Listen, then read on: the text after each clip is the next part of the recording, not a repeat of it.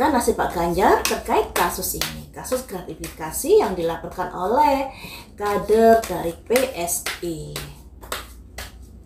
Nasib Pak Ganjar. Nasibnya banyak dukungan. Ada simbol seseorang pemuda yang membawa cangkir. Mungkin ini pengacaranya masih muda yang akan membela Pak Ganjar. Bisa juga ini diartikan adanya dukungan untuk Pak Ganjar. Selanjutnya nasib Pak Ganjar. Di sini ada yang bermain diam-diam, teman-teman. Ada kondisi, mungkin ini imbas dari peta politik yang semakin memanas, di mana Pak Ganjar kan orang pertama yang mengusulkan hak angket. Nah, apakah ada hubungannya? Karena di sini ada simbol 7 pedang. 7 pedang ini lambang dari seseorang yang bisa dikatakan tipu daya, melakukan sesuatu secara diam-diam, melakukan sesuatu yang tidak baik dan lain sebagainya. Jadi di sini 2 kartu ini melambangkan adanya orang-orang yang berniat kurang bagus kepada Pak Ganjar di sini. Konflik, teman-teman. Nah, ini ada 5 tongkat. Pada akhirnya berkonflik tentunya, ya pasti ini dari si pelapor juga dari pihaknya Pak Ganjar pasti akan membuktikan temuan-temuannya masing-masing, ya. Ada proses perjalanan di sini ternyata 2 jam. 2 jam itu waktu. Ada simbol koin terkait adanya sesuatu kepentingan di sini. Apakah ini karena tarik ulur, ada hubungannya dengan hak angket, ada hubungannya dengan memanasnya peta politik negara Indonesia? Sepertinya iya. Iya. Sepertinya iya, karena ini tadi ada simbol 7 pedang. Melakukan sesuatu secara diam-diam tanpa sepengetahuan orang lain, atau bisa dikatakan tipu daya seperti itu, ya. Selanjutnya 1 kartu lagi. Ada simbol 9 tongkat. 9 tongkat ini Ratu tongkat maksudnya, ya. Ratu tongkat ini simbol dari seorang wanita yang memegang tongkat. Apakah Ibu Megawati di sini? Bisa jadi. Tapi yang namanya prediksi ini multitafsir, teman-teman. Cuman kalau kita bahas masalah-masalah tingkat dewa di negara Indonesia, tingkat politik kelas atas, pastinya orang-orang pentolan-pentolannya ya itu saja, termasuk Ibu Megawati, ya. Nah, di sini ada simbol Ratu Tongkat. Ada kaitannya dengan Ratu Tongkat di sini. Ya, nanti akan ada yang mendukung, mensupport karena apa yang udah terjadi pada dia, dan timnya serta Pak Ganjar ini meyakini semuanya ini ada kaitannya dengan peta politik di mana Pak Ganjar mengusulkan hak angket, dan disinilah pada akhirnya terjadi konflik yang luar biasa untuk saat ini, dan butuh proses, butuh waktu untuk menanggulangi semuanya ini. Dan ini juga ada kaitannya dengan seorang wanita membawa tongkat, kebijakan Ibu Megawati kala itu, yang mungkin kata-katanya atau apalah menyinggung Pak Jokowi dan lain sebagainya, yang pada akhirnya Pak Jokowi merasa tersakiti dan akhirnya melakukan manuver-manuver yang seperti ini. Dari angka kelahiran Pak Jokowi itu, angka kehidupannya di angka 8, teman-teman. Angka 8 ini angka orang yang selalu berpikir, aktivitasnya luar biasa, bahkan mungkin dia akan berhenti melakukan sesuatu kalau lagi sakit atau lagi tidur.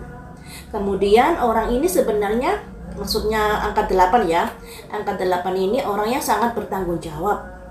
Hanya saja angka 8 ini sangat-sangat sangat berani mengambil sebuah resiko antara gagal dan naik. Nah, seperti yang dilakukan Pak Jokowi saat ini, antara gagal dan naik. Dia mengambil resiko yang sangat-sangat luar biasa kalau kita lihat, ya. Dan disinilah ada kondisi-kondisi yang membuat perpolitikan negara Indonesia menjadi seperti ini. Menjadi seperti ini. Angka 8 ini juga angka kalau disakiti masih bisa memendam, tapi kalau dipendam lama-lama pada akhirnya meledak. Kalau sudah meledak nggak karu-karuan.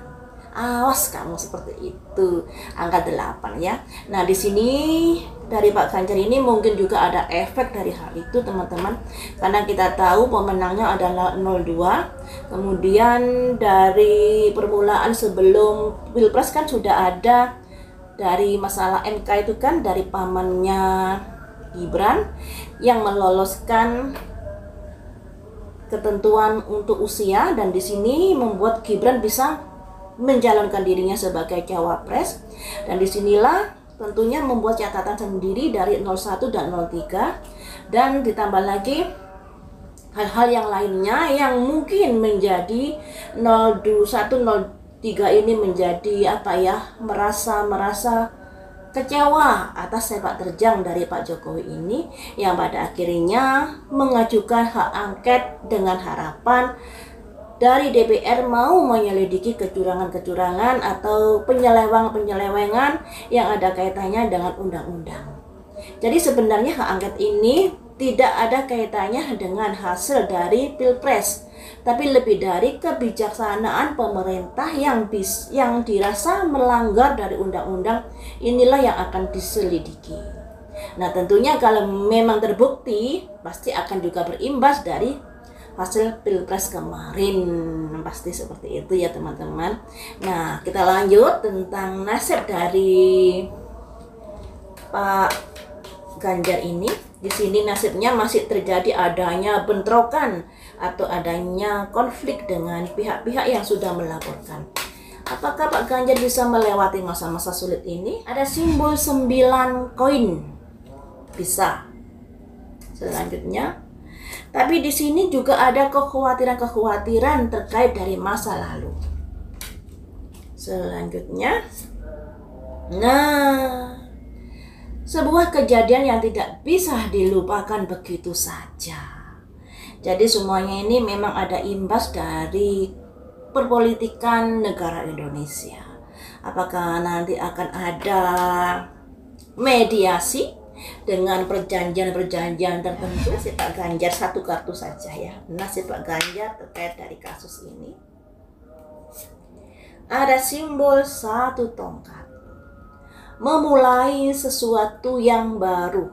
Nah, memulai sesuatu yang baru ini apakah Pak Ganjar pada akhirnya melakukan sesuatu, misalnya tidak jadi hak angket kah, atau melakukan sebuah pekerjaan baru ataukah kejadian baru? Mari kita lihat di sini ya. Soalnya di sini masih tanda tanya besar, masih memulai sesuatu yang baru. Nah, sesuatu yang baru ini terkait dari tindakan yang baru. Tindakan yang baru yang seperti apa? Oh, ada kondisi menghadapi hal-hal yang nggak mengenakan teman-teman. Di sini ada 9 pedang. Ada kekecewaan kayaknya yang akan dialami Pak Ganjar ini terkait dari kasus ini. Ya, lawan bisa menjadi kawan. Kawan bisa menjadi lawan seperti Pak Ganjar dengan Pak Jokowi ini. Dulunya mereka saling bersahabat, saling support ya. Sekarang mereka saling menikam, saling bermusuhan. Karena apa? Karena politik. Politik itu memang tidak ada yang bersih-bersih amat teman-teman. Jadi kalian juga jangan terbawa arus untuk fanatik sama ini, fanatik sama itu. Karena semuanya itu bisa membaik jika ada kepentingan, atau bisa memburuk hubungannya juga jika ada kepentingan. Kalian terlanjur benci, tapi ujung-ujungnya nanti mereka bersahabat seperti Pak Jokowi dengan Pak Prabowo ya. Kalian dulu membenci karena beda pilihan, yang pada akhirnya mereka saat ini bersahabat.